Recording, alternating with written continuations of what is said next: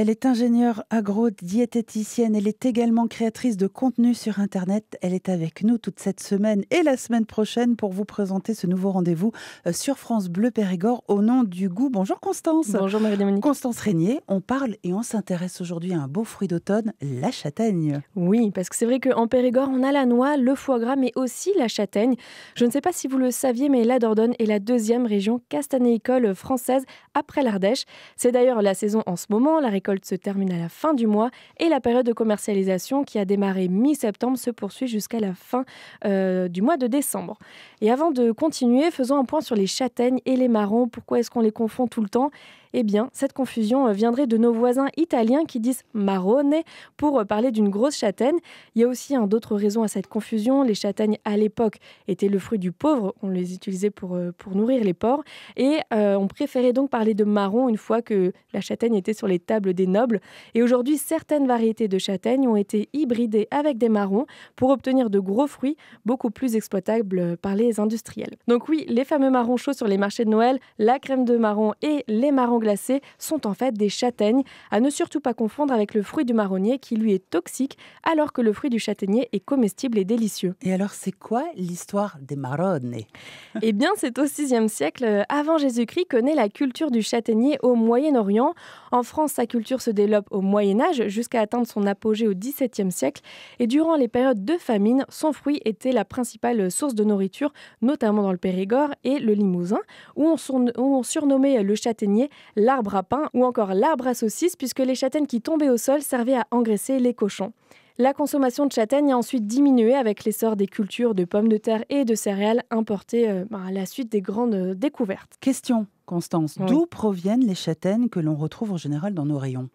Bon, alors sans surprise, c'est la Chine, encore une fois, qui est le leader sur le marché de la châtaigne, en détenant plus des 3/4 du marché. La France, quant à elle, est en 11e position, derrière l'Italie, qui est le pays de la châtaigne par excellence. Au niveau de la consommation, on préfère les châtaignes sous forme de produits transformés, type crème de marron, à prix compétitif, ce qui oblige notre pays à importer plus que ce que l'on exporte, et laissant de côté la châtaigne fraîche, qui, elle, rencontre de vraies difficultés et un grand désintérêt des consommateurs. Les ventes sont en baisse, les prix aussi, et les petits producteurs ont parfois du mal à écouler leur récolte. Constance, un peu de musique et après vous nous emmenez chez un producteur de châtaignes ? Oh oui. À tout de suite. C'est la châtaigne qui est à l'honneur ce matin dans votre rendez-vous au nom du goût avec vous, Constance Régnier. Vous nous emmenez où pour la découvrir, cette châtaigne en Périgord ? Eh bien, je vous emmène au domaine Rapatel, chez Tanguy et Isabelle qui ont repris ce domaine il y a 5 ans. C'est une ferme en agriculture biologique. Leur exploitation se situe vers Villefranche du Périgord, à la limite du Lot, au sud du Périgord noir. Ils produisent et vendent de la farine de châtaigne qui est fabriquée directement sur place. Ils ont d'ailleurs un moulin Cévenol des années 1700 dans leur boutique qui est absolument magnifique.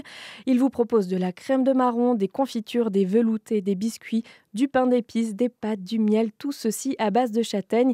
Et pour fabriquer ces bons produits, Tanguy et Isabelle possèdent une châtaigneraie de 9 hectares, dite traditionnelle, c'est-à-dire que le châtaignier est greffé sur cépé, donc sur une souche sauvage qui est destinée à la production de bois.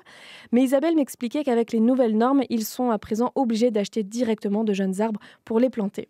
Ils ont une châtaigneraie âgée d'une 50aine d'années, une autre qui est centenaire. Ils ont également un verger plus récent, âgé de 25 ans, de variété marigoule, et ils continuent sans cesse de planter des châtaigniers pour pérenniser leur exploitation. Le reste du domaine est constitué de prairies et de forêts de châtaigniers, et ils utilisent ce bois pour sécher leurs châtaignes. Et Tanguy et Isabelle vous accueilleront avec grand plaisir pour vous parler de leur métier en vous faisant visiter leur châtaigneraie. N'hésitez pas à y faire un tour pour les soutenir parce qu'ils en ont vraiment besoin, surtout en ce moment, car leurs récoltes sont trop insuffisantes pour en vivre correctement. Vous pouvez assister à la transformation des châtaignes et déguster leurs produits dans leur magnifique boutique.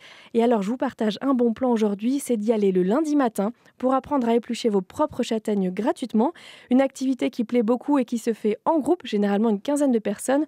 Vous pouvez aussi emmener vos enfants à cette ferme puisqu'elle est labellisée ferme pédagogique et leurs points de vente sont présents sur leur site internet. Vous pouvez aussi commander sur leur site châtaignedupérigord.fr. Merci pour ce bon plan, Constance. Mais est-ce que c'est difficile de faire sa propre crème de marron ? Eh bien non.